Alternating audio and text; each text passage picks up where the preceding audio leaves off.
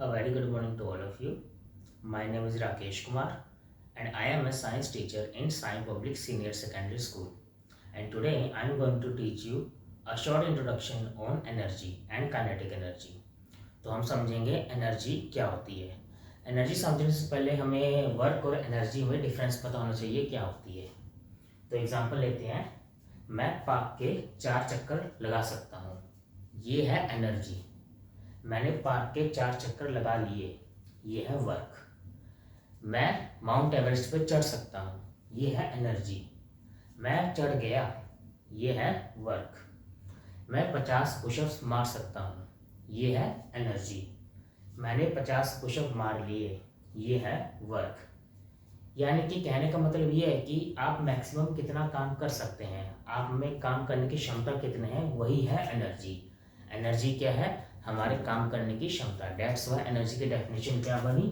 Energy is the ability to do work. Energy is the ability to do work, कि आपके काम करने की कितनी क्षमता है, वही होती है एनर्जी।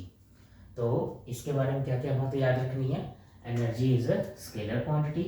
स्केलर क्वांटिटी वो क्वांटिटीज होती है जिनकी सिर्फ न्यूमेरिकल वैल्यू होती है, कोई डायरेक्शन नहीं होती है। तो एनर्जी की भी कोई डायरेक्शन नहीं होती है, सिर्फ न्यूमेरिकल वैल्यू होती है। और इसकी ऐसा यूनिट क्या होती है? जूल।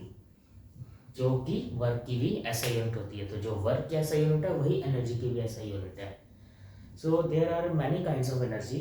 डेली लाइफ में कई तरह की एनर्जी होती है, सारी की सारी तो मैं आपको नहीं गिना सकता, लेकिन कुछ यहाँ पे मेन मैंने लिखी हुई है।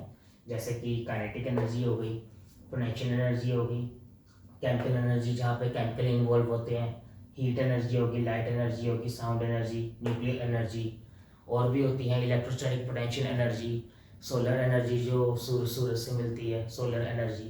तो कई तरह की एनर्जीज होती हैं, लेकिन इसमें से मैं आपको आज कराऊंगा काइनेटिक एनर्जी के बारे में। कौन सी एनर्जी? Kinetic energy. सो जैसे कि सड़क पे बहुत सारी कारें चल रही हैं, गाड़ियाँ चल रही हैं, वो सब के सब मोशन में हैं। और अगर वो मोशन में है यानी कि उनके अंदर क्या है? Kinetic energy. मैं इस वक्त चल रहा हूँ, मैं मोशन में हूँ, लेकिन जैसे ही मैं रुक गया, मेरी काइनेटिक एनर्जी जीरो, यानी कि अब मेरे अंदर कोई काइनेटिक एनर्जी नहीं है। तो इसका मतलब क्या हुआ कि अगर किसी बॉडी में मोशन है तो उसके अंदर काइनेटिक एनर्जी है। दैट्स वाई इसकी डेफिनेशन क्या हुई? Energy due to motion of a body is known as kinetic energy. Energy due to motion of a body is known as kinetic energy. तो अगर आपकी बॉडी में मोशन है तो काइनेटिक एनर्जी है, और ये उसके फॉर्मूले से भी पता लगता है। काइनेटिक एनर्जी का फॉर्मूला क्या है? Half m into v square, where m is the mass of a body and v is the velocity. Velocity यानी कि मोशन। तो जहाँ पे वेलोसिटी होगी वहाँ पे मोशन होगा और वहाँ पे काइनेटिक एनर्जी होगी। मान लो अगर मेरा जो बॉडी है वो रेस्ट पे है, अगर आपकी बॉडी रेस्ट पे है तो आपकी वेलोसिटी भी जीरो होगी, और अगर वेलोसिटी जीरो है तो आपकी काइनेटिक एनर्जी भी क्या होगी? जीरो। इट मीन्स अगर कोई बॉडी रेस्ट पे है, जैसे कि सामने कैमरा रखा हुआ है, ये रेस्ट पे है, तो इसकी काइनेटिक एनर्जी क्या है? जीरो। और kinetic energy can never be negative. Kinetic energy की वैल्यू कभी भी नेगेटिव नहीं हो सकती है, और वो हमेशा पॉजिटिव रहेगी, क्योंकि मास of a body is always positive, velocity of a body is always positive. तो अगर ये दोनों क्वांटिटीज पॉजिटिव है तो काइनेटिक एनर्जी भी क्या होगी?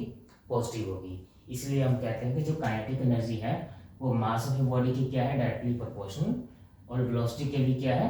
Directly proportional. तो ये था शॉर्ट इंट्रोडक्शन। ये मेन पॉइंट्स आपको एनर्जी और काइनेटिक एनर्जी के बारे में याद रखने हैं। Thank you and have a nice day.